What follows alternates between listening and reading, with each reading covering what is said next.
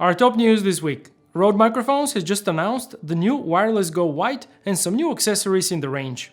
The Wireless Go is a super compact and easy to use wireless audio system that is now also available in white, so that it can easily blend with light colored garments in event and wedding videos.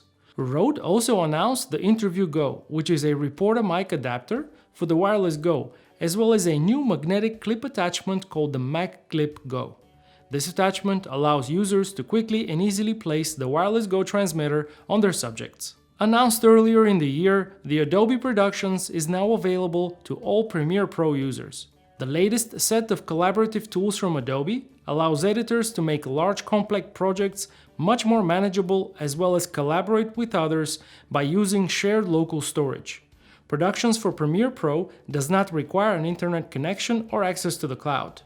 A new production panel in Premiere Pro provides a platform for managing multi-project workflows normally seen in episodic TV series or narrative drama. And just this past week, Red released new footage shot on their highly anticipated Red Komodo camera.